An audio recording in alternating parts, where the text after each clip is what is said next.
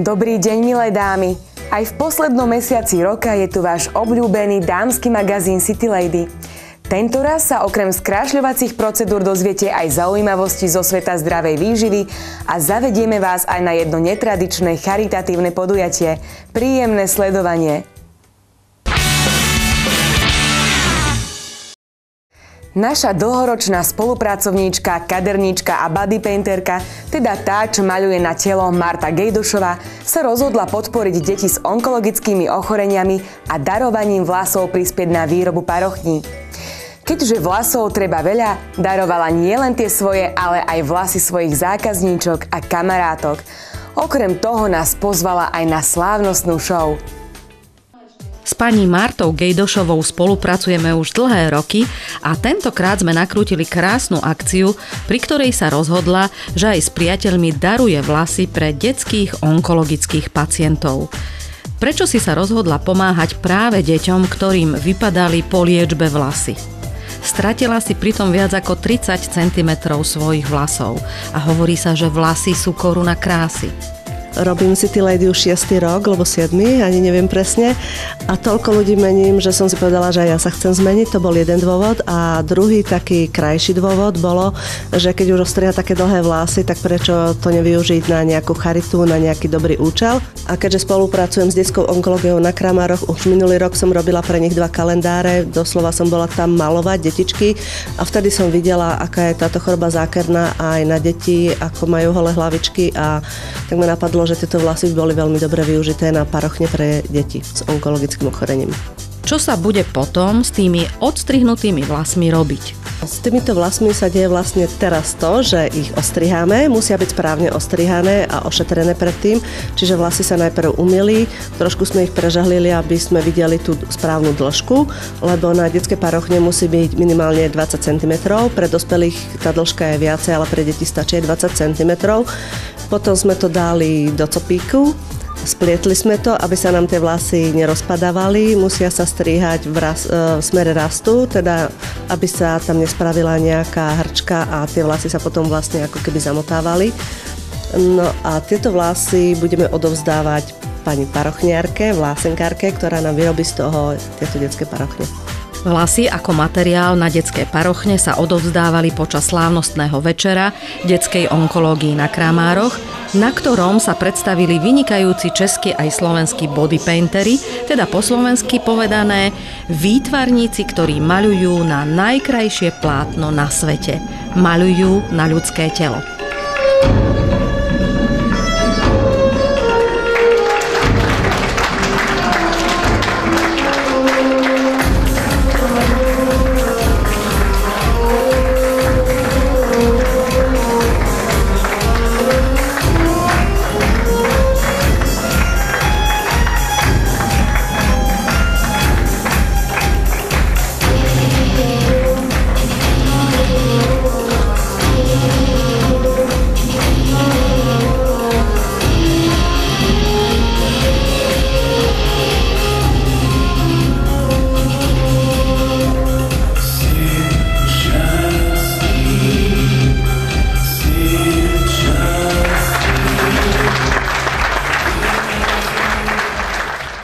Marta, ale na jednu parochňu nestačia ani vlasy z jednej hlavy, však?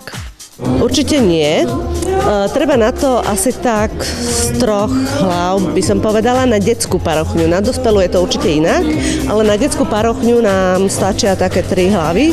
Asi taká dĺžka vlasov, ako som mala ja, okolo 30 cm. Ja som konkrétne darovala 35 cm.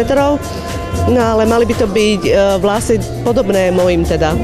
Takže my sme nemohli hneď dať robiť parochne, hoci sme mali na takmer 2 hlavy, ale všetky vlasy boli iné, čiže také rôznorodé, niektorá mala tvrdšie vlasy, niektorá kučeravé, takže musíme zozbierať ešte nejaké vlasy, aby sme dali originál z našich vlasov spraviť parochňu. Toto, čo držím, není teda parochňa, je to pre tínedžerku, trošku väčšia, ale je to teda určená na onkológiu, takže oni si to tam požičiavajú, tak som si povedala, že im darujem zatiaľ aj takto parochňu. Nemali by sa darovať farbené vlasy ako keby na blond alebo na bledého zo svetlné vlasy, lebo tá farba sa veľmi vymýva a tie vlasy potom ostanú také mdlé. Čiže je lepšie, najlepšie je prírodné vlasy, pokiaľ nie, tak aspoň farbené tmavé na tmavé. A ešte zbieraš vlasy? Áno, zbieram, robím to ďalej. Proste som sa rozhodla, že podporím to aj naďalej a vlastne tým, že potrebujeme viacej tých vlasov, tak idem zbierať ďalej. Dnes zvečer sme videli krásnu show. Vydarila sa? Bolo to úžasné, asi aj lepšie ako minulý rok. Zatiaľ boli také ohlasy, že to bolo veľkolepé, bolo nás viacej hlavne. Už sami maliari prihlasujú sami. Bola som spokojná ako nadmieru. Na pódiu sme videli aj populárne osobnosti ako Janko Slezák, Vlado Voštinár, Ady Hajdu, Andrea Karnasová či Marcela Molnárová. Bolo ľahké presvedčiť ich, aby prišli podporiť charitu?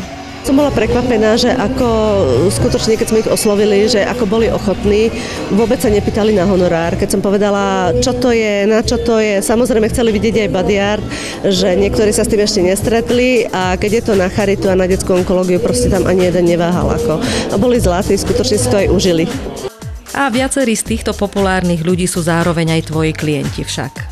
Áno, vlastne chodia ku mne. Sú to niektoré moje kamarátky, takže sa poznáme a o to ľahšie bolo ich aj vlastne osloviť. A akí sú herci a moderátori a moderátorky ako klienti? Sú takí poriadni, že dávajú na tvoje rady? Alebo sú takí, že... Ale tak určite, hlavne tie moderátorky, tie si dávajú pozor, aby boli vždy dobre upravené, čiže tá starostlivosť je pravidelná. Herci a speváci podľa toho, ako rýchlo to potrebujú, čiže taká rýchlovka niekedy, ale je to fajn. Proste starajú sa, môžem povedať. To určite áno. I can hear the sounds of violence and long before it begins. Let me dance with me, you know how. Sway me smooth, baby, sway me now. I can hear the sounds of violence and long before it begins. Let me dance. Je úžasné, že si nájdeme čas a pomáhame tým, ktorým choroba zobrala nielen vlasy, ale aj radosť zo života.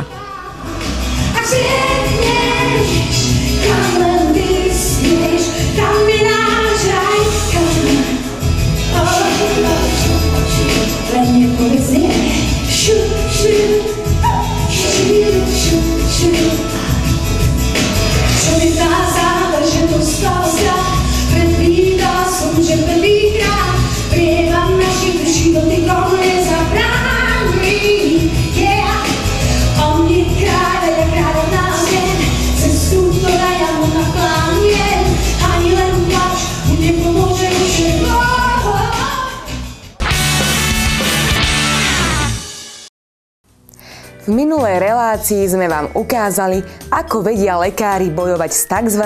Vačkami pod očami. Dnes sa pani Vierka znova ukáže a uvidíme, či jej pomerne náročný zákrok pomohol a čo bude nasledovať ďalej. Vyzerá to tak, že kyselina hyaluronová je moderný zázrak medicíny. Vraciame sa do ordinácie doktorky Márie Brozmanovej, dermatovenerologičky, ktorá sa špecializuje už 16 rokov na estetickú a laserovú medicínu. Pani Vierke sme minule riešili kruhy pod očami. Aké sú vaše pocity z predchádzajúce? Keď sme pred mesiacom robili kruhy pod očami, aká bola reakcia okolia, vaše pocity? To by som chcela teraz pri našom stretnutí vedieť najskôr. Mala som pocit, že tam mám také drobné vrásočky, tak to nejako sa mi až tak nepačilo, ale postupom času, teda každým dňom som mala pocit, že je to lepšie a lepšie. Ale úplne najlepšie bolo, keď som stretla niektorých ľudí, ktorých som dlhšie nevidela. Tak to bolo úplne perfektné, lebo všetci mi hádzali komplimenty, ale naozaj. Tak som si to užívala. Vraj som omladla, takže fajn. Ja teraz, keď sa na vás pozerám a keď vidím mimiku, ako rozprávate, určite by som bola ešte za to, aby sme pod pravé oko dopichli. Ešte sa mi tam zdá, že je tam treba. A ďalej, aby sme pokračovali, tak by som rada doplnila v spánkovej oblasti trošku a bradu. Aby sme všetko to potiahli trochu vyššie a vyrysovali tú spodnú partiu.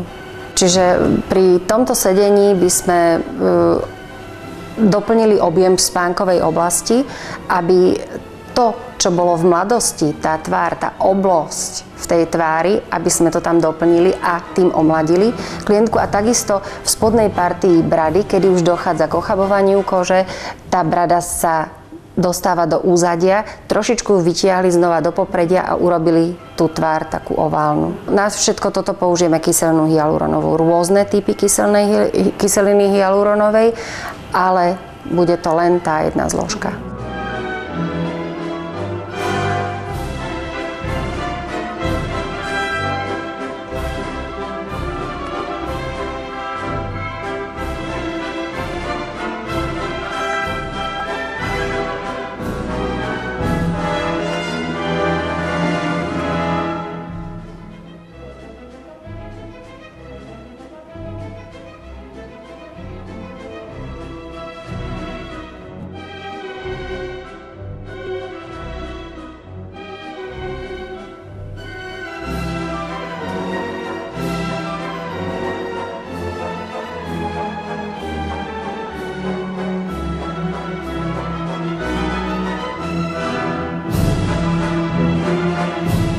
Začali sme vlastne aplikáciou kyseliny hyaluronovej ešte pod oči, aby sme tie kruhy pod očami odstránili. Išli sme hlboko až nad kosť, aby sme ten sval podvihli hore a tým vlastne vyplnili tú líniu toho líčka. Potom sme pokračovali v spánkovej oblasti, kde dochádza vplyvom starnutia k strate objemu a tam sme doplnili takisto. Robili sme také, ako keby sme chceli urobiť most a trošku nejaký stĺp a ten sval podoprieť, čiže tesne nad kosť a vytvoriť tú oblú líniu tváre.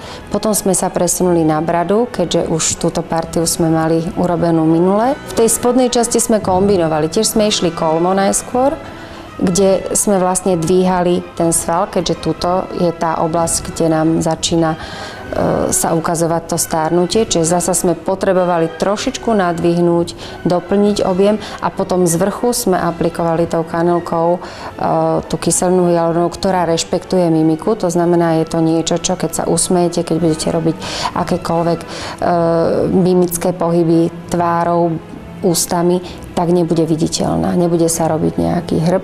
Ona sa krásne natiahne a vyrovná. Tu sme dávali povrchovejšie a keď naviaže vodu, tak vlastne tá línia brady bude hladká. Vplyvom tých líčok a spánkovej oblasti zasa sa to potiahne dohora.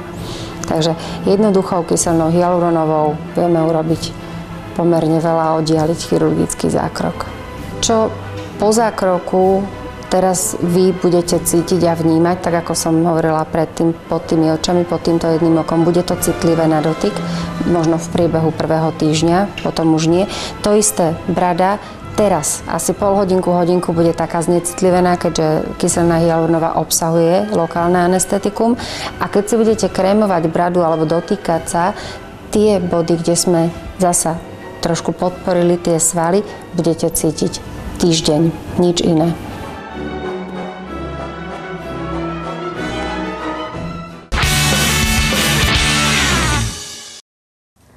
Každý, kto chce zdravo žiť, určite sleduje nové trendy, ktoré k nám prichádzajú zo zahraničia.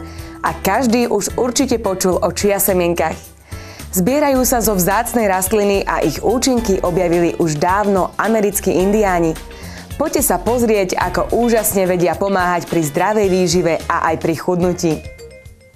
Prvé zmienky o pestovaní chia siahajú až do doby starých Aztékov. Amarant, fazuľa, chia a kukurica vytvárali hlavné zložky jedálnička Aztékov a Májov. Chia obsadila popredné miesto v spoločnosti, považovali ju za drahocennú plodinu, cennejšiu ako zlato. Čo je to tá chia? Je to rastlina z čelade hluchovkovitých, volá sa Salvia hispanica, pochádza z centrálnej a južnej Ameriky, z oblasti Mexika, Guatemaly.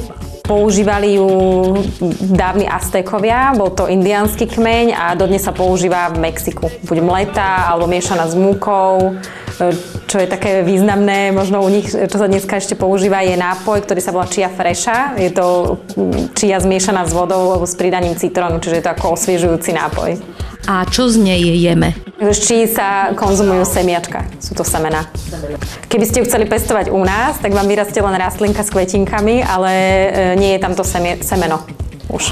Takže u nás sa nedá. U nás sa nedá pestovať, čiže tá nejaká Južná Amerika je... Je ideálna pod nebím, pretože v noci je chlad a cez deň je veľké teplo. Čiže takéto podmienky musí mať čia, aby dorastla a bola v takomto stave.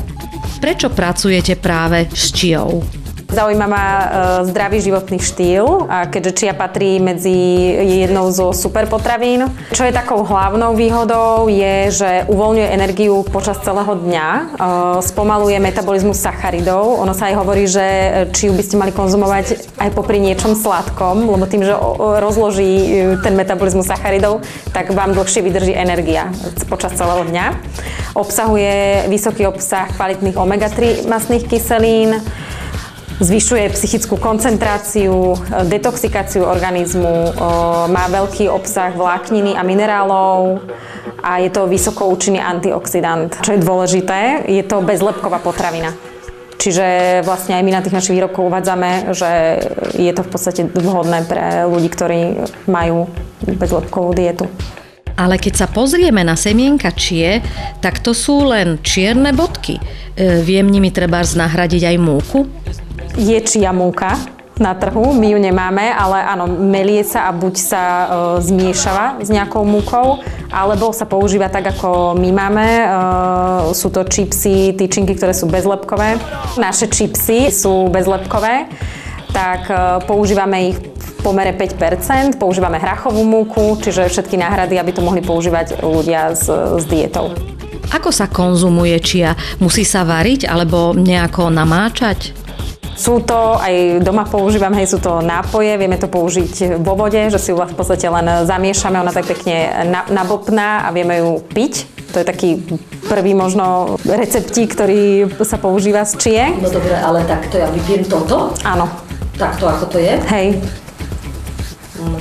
Niekto sa toho bojí, ale akože je to chuťové, je to príjemné a tie jemiečka sú úplne... Ale sú ako... nemáte s tým nejaký problém to vypiť, hej? Že sú také lahodné, majú takú jemnú ako keby orieškovú chuť, tie čia semiačka.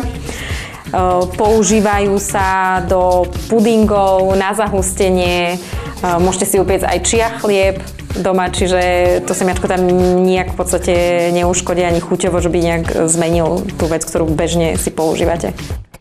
Takže je to taká nesmierne hodnotná a zdravá prísada? Hlavne by sa to malo takto piť, lebo tým pitím dostaneme tú dennú dávku doporučenú, zhruba tých 15-20 gramov. A, tak 1-2 lyžičky malé čajové zamiešať a takto tu dostanete akože do tela to, čo treba. To je pre tých, ktorí nestíhajú jesť, ako naša kolegyňa Lucia, rýchlo, ľahko a výživne. Ale máme gazdinky, ktoré to fakt predávajú do kadečoho. Hlavne napríklad ten chia puding kokosový, tak tam to urobí, lebo kokosové mlieko je riedke, hej, nie je také husté, a vy to zahustíte len tými chia semiačkami, že z toho sa stane ako keby puding. Veľmi chutná je aj naša tyčinka, Pinočia. Je to tyčinka na dlhé trate, tak to sme ju nazvali, lebo je výborná pre bežcov, pre golfistov, jednak aj tým objemom je dosť veľká a človek sa z nej skutočne naje. Obsahuje raw potraviny, sú to sušené slivky, ďatle, kukurica a takisto 5% chia semiačok. Naozaj aj muži kupujú zdravé tyčinky? Tak ja mám doma príklad, akože nemám 50-tníka, ale ten sa teraz tiež rozhodol, že bude zdravo žiť, konzumuje čiu a schudol môj manžel skoro 30 kg. Ja som čítala rôzne články, aj ako, že modelky prísahajú a neviem čo všetko, že z čie sa dá chudnúť.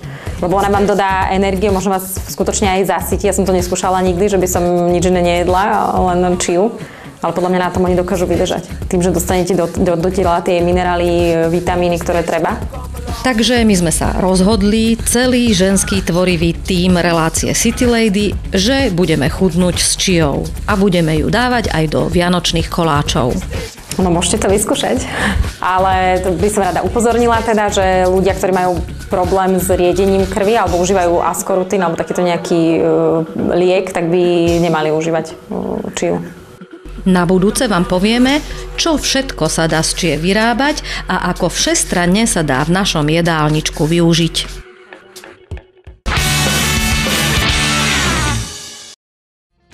A na záver je tu naša súťaž. Minule sme sa vás pýtali, čo je to kyselina hyalurónová. Správna odpoveď je to glikosaminoglikán a využíva sa v liečebnej kozmetike. Výherkyňa pani Zuzana Janitová z Hriňovej získava od nás knihu India Place od Samanthy Young. No a súťažíme ďalej. Tento raz nás zaujíma, ako sa presne volá rastlina, z ktorej sa zbierajú čia semienka. Odpovede posielajte na adresu tvba@tvba.sk. Na výhercu čaká zaujímavá kniha V tvojom rúži je olovo o toxínoch v kozmetických prípravkoch. Majte sa krásne, uvidíme sa opäť o mesiac. Dovidenia.